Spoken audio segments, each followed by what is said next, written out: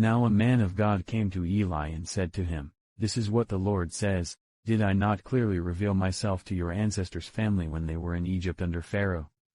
I chose your ancestor out of all the tribes of Israel to be my priest, to go up to my altar, to burn incense, and to wear an ephod in my presence. I also gave your ancestors' family all the food offerings presented by the Israelites. Why do you scorn my sacrifice and offering that I prescribed for my dwelling? Why do you honor your sons more than me by fattening yourselves on the choice parts of every offering made by my people Israel?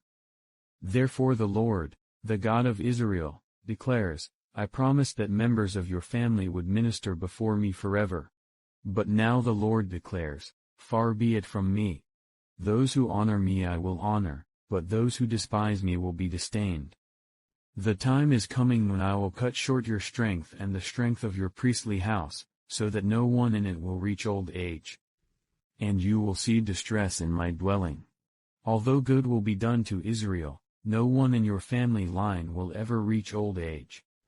Every one of you that I do not cut off from serving at my altar I will spare only to destroy your sight and sap your strength, and all your descendants will die in the prime of life. And what happens to your two sons, Hophni and Phinehas, will be assigned to you, they will both die on the same day. I will raise up for myself a faithful priest, who will do according to what is in my heart and mind. I will firmly establish his priestly house, and they will minister before my anointed one always.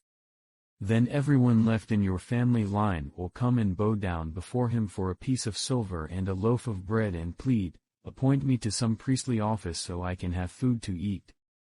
1 Samuel 3. The boy Samuel ministered before the Lord under Eli.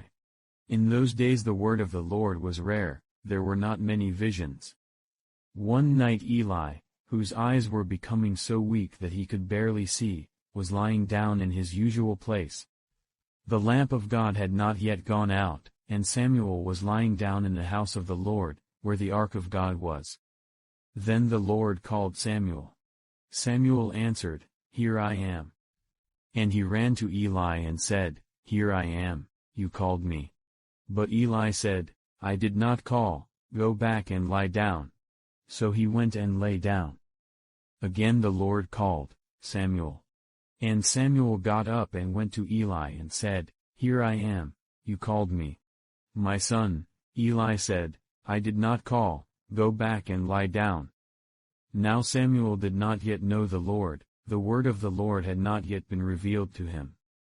A third time the Lord called, Samuel. And Samuel got up and went to Eli and said, Here I am, you called me. Then Eli realized that the Lord was calling the boy. So Eli told Samuel, Go and lie down, and if he calls you, say, Speak, Lord, for your servant is listening. So Samuel went and lay down in his place. The Lord came and stood there, calling as at the other times, Samuel. Samuel. Then Samuel said, Speak, for your servant is listening. And the Lord said to Samuel, See, I am about to do something in Israel that will make the ears of everyone who hears about it tingle. At that time I will carry out against Eli everything I spoke against his family, from beginning to end. For I told him that I would judge his family forever because of the sin he knew about, his sons blasphemed God, and he failed to restrain them. Therefore I swore to the house of Eli, the guilt of Eli's house will never be atoned for by sacrifice or offering. Samuel lay down until morning and then opened the doors of the house of the Lord. He was afraid to tell Eli the vision. But Eli called him and said, Samuel, my son. Samuel answered, Here I am. What was it he said to you? Eli asked. Do not hide it from me. May God deal with you, be it ever so severely, if you hide from me anything he told you. So Samuel told him everything, hiding nothing from him. Then Eli said, He is the Lord, let him do what is good in his eyes. The Lord was with Samuel as he grew up, and he let none of Samuel's words fall to the ground. And all Israel from Dan to Beersheba recognized that Samuel was attested as a prophet of the Lord. The Lord continued to appear at Shiloh, and there he revealed himself to Samuel through his word. 1 Samuel 4. And Samuel's word came to all Israel. Now the Israelites went out to fight against the Philistines. The Israelites camped at Ebenezer, and the Philistines at Aphek. The Philistines deployed their forces to meet Israel, and as the battle spread, Israel was defeated by the Philistines, who killed about 4,000 of them on the battlefield. When the soldiers returned to camp, the elders of Israel asked, "Why did the Lord bring defeat on us today before the Philistines? Let us bring the ark of the Lord's covenant from Shiloh, so that he may go with us and save us from the hand of our enemies." So the people sent men to Shiloh, and they brought back the ark of the covenant of the Lord Almighty, who is enthroned between the cherubim. And Eli's 2 sons, Hophni and Phinehas, were there with the ark of the covenant of God. When the ark of the Lord's covenant came into the camp, all Israel raised such a great shout that the ground shook. Hearing the uproar, the Philistines asked, "What's all this shouting in the Hebrew camp?" When they learned that the ark of the Lord had come into the camp, the Philistines were afraid. "A god has come into the camp," they said. "Oh no! Nothing like this has happened before. We're doomed. Who will deliver us from the hand of these mighty gods? They are the gods who struck the Egyptians with all kinds of plagues in the wilderness. Be strong, Philistines. Be men, or you will be subject to the Hebrews, as they have been to you. Be men, and fight." So the Philistines fought, and the Israelites were defeated and every man fled to his tent. The slaughter was very great, Israel lost 30,000 foot soldiers. The ark of God was captured, and Eli's 2 sons, Hophni and Phinehas, died. That same day a Benjamite ran from the battle line and went to Shiloh with his clothes torn and dust on his head. When he arrived, there was Eli sitting on his chair by the side of the road, watching, because his heart feared for the ark of God. When the man entered the town and told what had happened, the whole town sent up a cry. Eli heard the outcry and asked, "What is the meaning of this uproar?" The man hurried over to Eli, who was 98 years old and whose eyes had failed so that he could not see. He told Eli, "I have just come from the battle line, I fled from it this very day." Eli asked, "What happened, my son?" The man who brought the news replied, "Israel fled before the Philistines, and the army has suffered heavy losses. Also your 2 sons, Hophni and Phinehas, are dead, and the ark of God has been captured." When he mentioned the ark of God, Eli fell backward off his chair by the side of the gate. His neck was broken and he died, for he was an old man, and he was heavy. He had led Israel 40 years. His daughter-in-law, the wife of Phinehas, was pregnant and near the time of delivery. When she heard the news that the ark of God had been captured and that her father-in-law and her husband were dead, she went into labor and gave birth, but was overcome by her labor pains. As she was dying, the women attending her said, "Don't despair, you have given birth to a son." But she did not respond or pay any attention.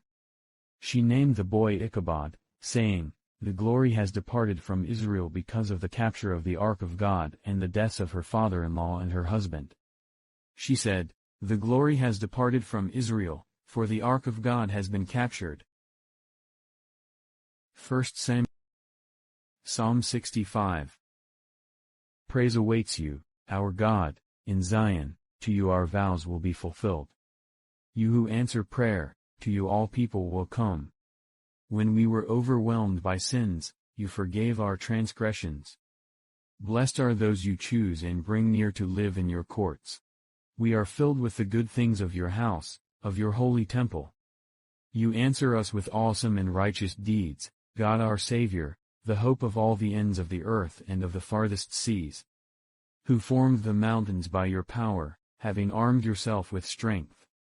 Who stilled the roaring of the seas, the roaring of their waves, and the turmoil of the nations. The whole earth is filled with awe at your wonders, where morning dawns, where evening fades, you call forth songs of joy. You care for the land and water it, you enrich it abundantly. The streams of God are filled with water to provide the people with grain, for so you have ordained it. You drench its furrows and level its ridges, you soften it with showers and bless its crops. You crown the year with your bounty, and your carts overflow with abundance. The grasslands of the wilderness overflow, the hills are clothed with gladness. The meadows are covered with flocks and the valleys are mantled with grain, they shout for joy and sing. Psalms. John 11. Now a man named Lazarus was sick. He was from Bethany, the village of Mary and her sister Martha. This Mary, whose brother Lazarus now lay sick, was the same one who poured perfume on the Lord and wiped his feet with her hair. So the sisters sent word to Jesus, "Lord, the one you love is sick." When he heard this, Jesus said, "This sickness will not end in death. No, it is for God's glory so that God's Son may be glorified through it."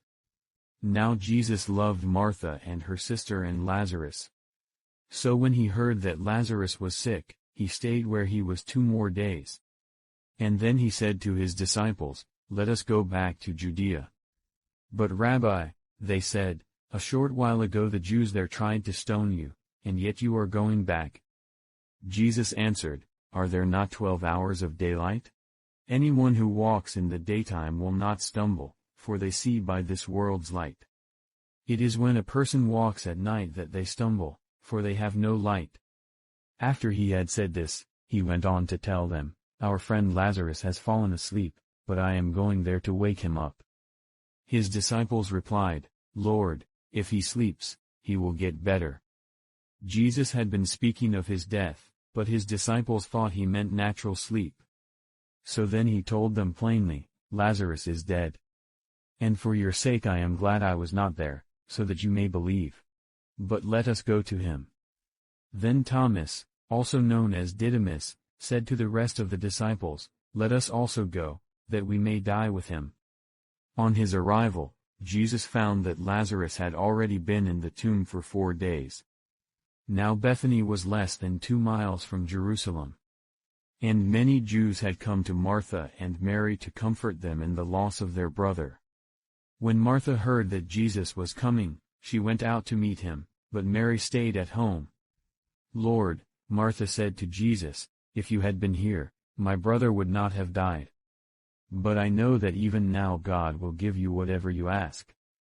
Jesus said to her, "Your brother will rise again." Martha answered, "I know he will rise again in the resurrection at the last day." Jesus said to her, "I am the resurrection and the life. The one who believes in me will live, even though they die. And whoever lives by believing in me will never die. Do you believe this?" "Yes, Lord," she replied, "I believe that you are the Messiah, the Son of God, who is to come into the world." After she had said this, she went back and called her sister Mary aside. "The teacher is here," she said, "and is asking for you." When Mary heard this, she got up quickly and went to him. Now Jesus had not yet entered the village, but was still at the place where Martha had met him. When the Jews who had been with Mary in the house, comforting her, noticed how quickly she got up and went out, they followed her, supposing she was going to the tomb to mourn there. When Mary reached the place where Jesus was and saw him, she fell at his feet and said, "Lord, if you had been here, my brother would not have died." When Jesus saw her weeping, and the Jews who had come along with her also weeping, he was deeply moved in spirit and troubled. "Where have you laid him?" he asked. "Come and see, Lord," they replied. Jesus wept. Then the Jews said, "See how he loved him." But some of them said, "Could not he who opened the eyes of the blind man have kept this man from dying?" Jesus, once more deeply moved, came to the tomb. It was a cave with a stone laid across the entrance. "Take away the stone," he said. "But, Lord," said Martha, the sister of the dead man, "by this time there is a bad odor, for he has been there 4 days." Then Jesus said, "Did I not tell you that if you believe, you will see the glory of God?" So they took away the stone. Then Jesus looked up and said, "Father, I thank you that you have heard me. I knew that you always hear me, but I said this for the benefit of the people standing here, that they may believe that you sent me." When he had said this, Jesus called in a loud voice, "Lazarus, come out." The dead man came out, his hands and feet wrapped with strips of linen, and a cloth around his face. Jesus said to them, "Take off the grave clothes and let him go."